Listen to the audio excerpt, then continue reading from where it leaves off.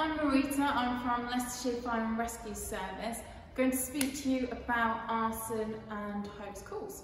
So for those that don't know, a hoax call is another way of saying a prank call, a phony call, and it's where people phone the emergency services pretending that there's an emergency when there's not.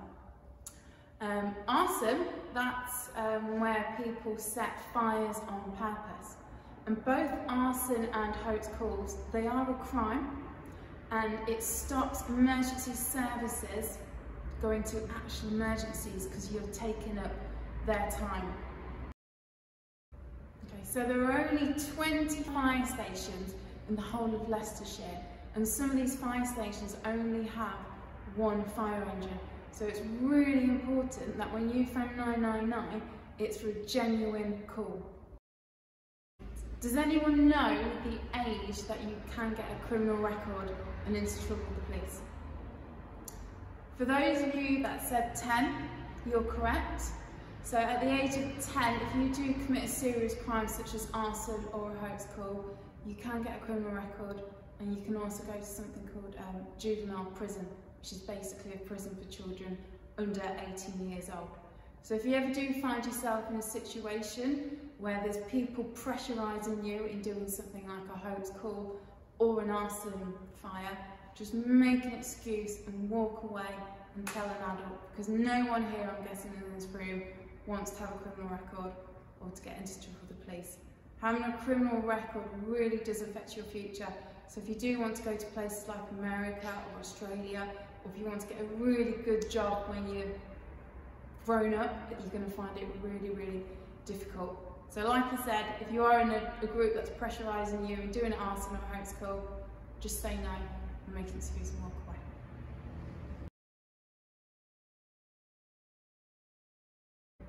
Good morning, Year 5s. My name's Michael, and I've come to talk to you from Leicestershire Fire and Rescue Service. Unfortunately, we've not been able to come into the classroom to speak to you, so we wanted to bring you these virtual videos to share some really important safety messages. Today, I'm going to be talking to you about smoke alarms. Now, we should all have something very similar to this inside our homes. Now, I imagine everybody's nodding inside the classroom, and we can all remember seeing these inside our homes.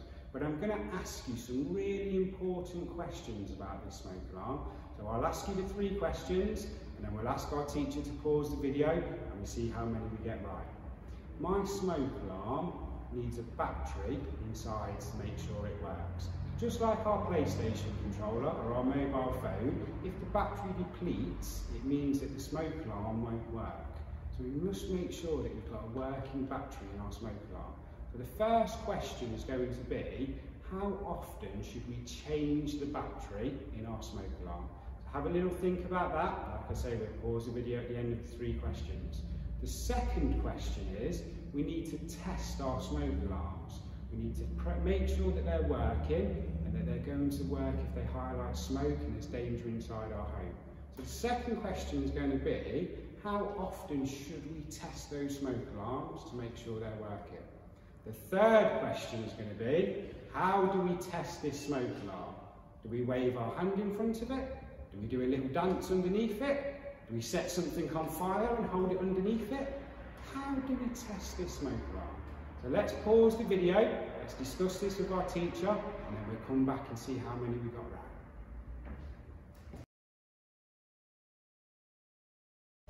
Brilliant, we all managed to talk about that. So our first question was around the battery. How often should the battery be changed in our smoke alarm?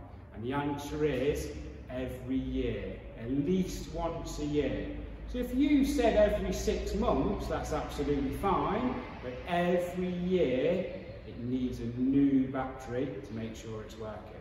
The second question was, how often should we test our smoke alarm to make sure it's working? And the answer is once a month. We need to make sure our alarm is working and it's going to highlight us to any smoke and danger in our home.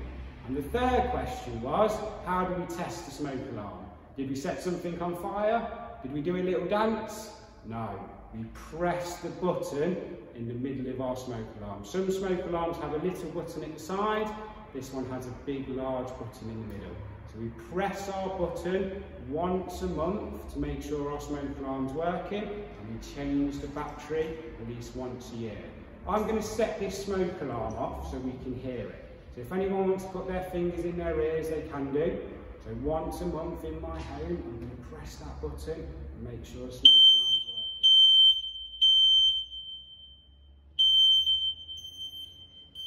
Does that sound a little different in your smoke alarm at school? Sometimes the school one rings like a bell. It's important we know the difference in sound. So our smoke alarm at home will give off short blasts of sound. And some of my colleagues are going to make some more videos about what we do at home if this smoke alarm goes off. Now the very last thing around this smoke alarm is where do we put them in our house and how many should we have? Now there's lots of different answers to this. It may be on the size of your house, and there's different types of smoke alarms to people, but generally we should have one smoke alarm on every level of our home. So if I live in a flat or a bungalow, I should see one smoke alarm. If I live in a two-storey house and my kitchen and my living room are downstairs and my bedrooms and my bathroom are upstairs, I should be seeing two smoke alarms. Location-wise, we should have one when we come through the front door in the hallway, and as we go upstairs, there should be another one on the landing. If I then live in a three-storey house, and we've converted the attic into a bedroom, and some people are looking to have an attic bedroom, we then need an extra smoke alarm.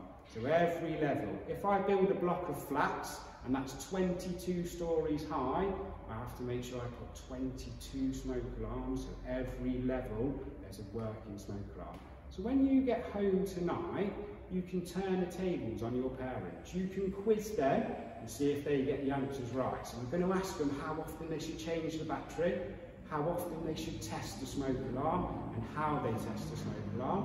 What I would also like you to do is go and locate your smoke alarms.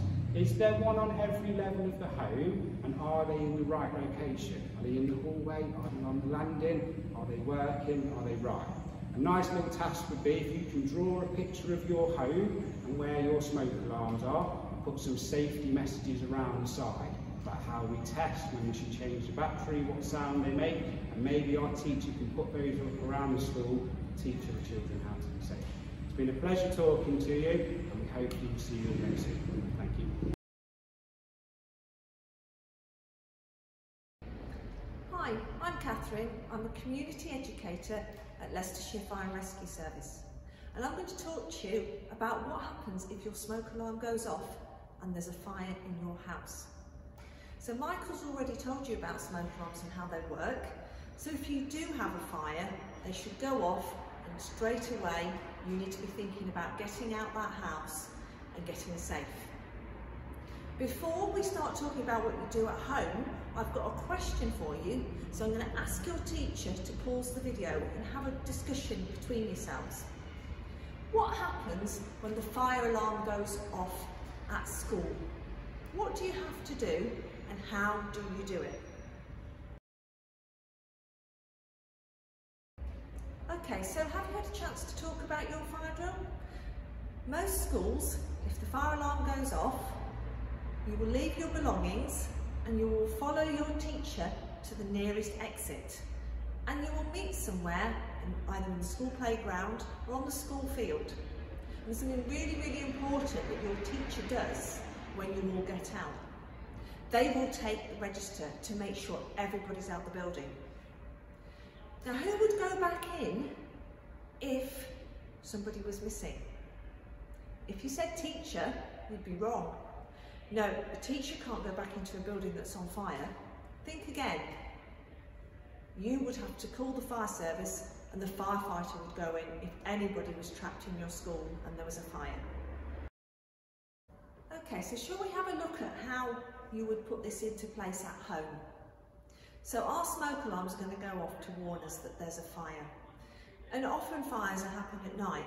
So imagine you're fast asleep in bed and the alarm has woken you up.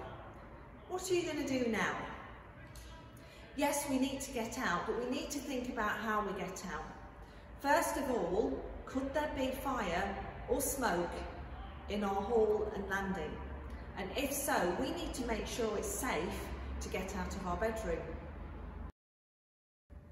Okay, so I'm sure you know that smoke rises. So if there's a fire in your house, the smoke will rise and it will fill from the ceiling down.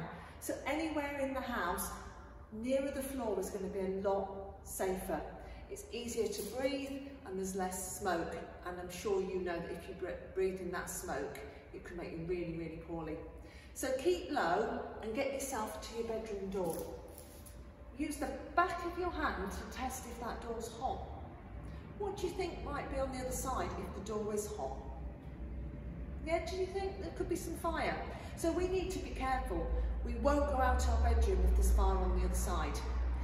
But if we've got all our doors closed downstairs, it's likely our door is cold and we can go out onto the landing. You'll need to talk to the adults in your family about what you're going to do next.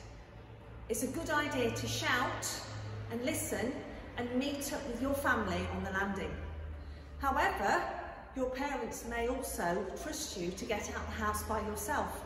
After all, you're 9 or 10 and you're a lot more responsible.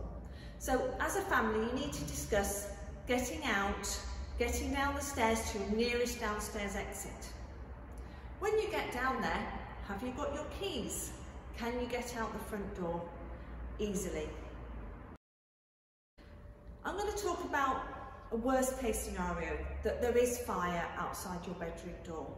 So you do need to stay put in your bedroom. Now I know many year 5s will tell me they're going to jump out their window, but that's not the best course of action. You are safer staying put in your bedroom and waiting for the fire service than you are climbing out your window. You can put pillows by the door and stay by the window. Make sure you've got a key so you can open your window and stay there and get help from there.